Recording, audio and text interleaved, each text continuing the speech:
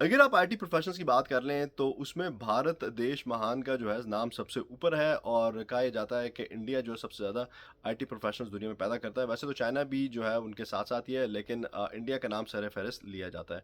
अब ये वाकई आईटी प्रोफेशनल्स होते हैं या इनको फेक डॉक्यूमेंट्स बनाकर आईटी प्रोफेशनल बनाकर या दूसरे प्रोफेशनल से रिलेटेड बनाकर इनको अमेरिका भेज दिया जाता है। तो अगर आप H1B वीज़ा की बात कर लें तो कहा यह जाता है कि जब से इसका इजरा शुरू हुआ तब से 70% तकरीबन जो वीज़ाज़ हैं वो इंडियन ओरिजिन के लोगों को दिए गए हैं और इसका पांडा जो है कुछ महीने पहले खुल चुका है कि बहुत सारी तादाद जो इंडियन लोगों की अमेरिका H1B वीज़ा पे, उसमें से बहुत सारे जो हैं लोग वो फ्रॉडुलेंट डॉक्यूमेंट्स पे आए थे और उस पे बड़ी तहकीकात हुई थी जिसमें ये पता चला था कि इंडियन ट्रैवल एजेंट्स और जो स्टाफिंग कंपनीज हैं उसके अलावा कुछ लोग ऐसे भी थे जिनकी अमेरिकन एम्बेसी तक एक्सेस थी और सारे फेक डॉक्यूमेंट्स बनाकर वो लोगों को धड़ाधड़ जो है अमेरिका भेज रहे थे।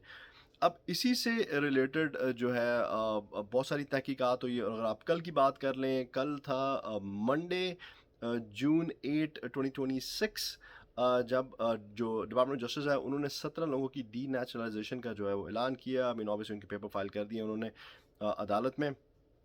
सो इसका मतलब ये है कि उनकी जो सिटीजनशिप है उसको वापस लिया जा रहा है। उसमें कहा यह जा रहा है कि इन सब ने कोई फ्रॉड किया, किसी ने कुछ किया, किसी ने फलान किया। जिसमें से एक हमारे भारतीय दोस्त भी शामिल हैं जो न्यू जर्सी के रहायशी हैं, 50 साल के हैं और यहाँ पे उनकी एक स्टाफिंग कंपनी है, बड़े बिजनेसमैन है। अब कहा यह जा रहा है कि इन्होंने एक तो अपनी जब नेचुरलाइजेशन की उसमें कोई उन्होंने कोई फॉल्स इन्फॉर्मेशन डाली कि मैं गिरफ्तार हुआ था या नहीं हुआ था। दूसरा जो बहुत इंपॉर्टेंट चीज़ है ये कि इन्होंने फॉल्स या फ्रॉडुलेंट डॉक्यूमेंट्स पे 11 H1B वीज़ाज़ जो हैं वो लिए। सो जहाँ दुनिया इतने बहती गंगा में हाथ धो रही थी तो इन्होंने इन्होंने सोचा कि मैं भी 11 वीज़े ले लूँ। अब वो 11 वीज़े जो है इनका कहना था कि इन्होंने ये दिखाया कि ये आईटी प्रोफ़ेशनल्स हैं, फलाँ प्रोफ़ेशनल्स हैं, यहाँ पे आके बड़ी-बड़ी कंपनियों में काम करेंगे, लेकिन ऑब्वियसली उनसे पैसे बेचारों से बटोर लिए गए।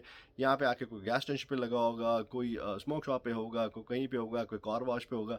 बेचारे इसी तरीके से अपना कोई पैसे रिकवर करने की कोशिश कर रहे होंगे। सो इसी तरह से H1B वीज़ा को जो है बदनाम किया गया और आजकल H1B वीज़ा क्या हर किस्म के वीज़े पे इंतहाई सख्ती हो गई। सो हम लोग खुद जो है वो इस तरह के काम करते हैं कि हमारे लिए जो है वो कोई ना कोई मुसीबत खड़ी हुई रहती है। पहले H1B वीज़ा हासिल करना शायद निस्बतन आसान था, लेकिन अब उसको इंतहाई मुश्किल कर दिया गया है। Thank you very much.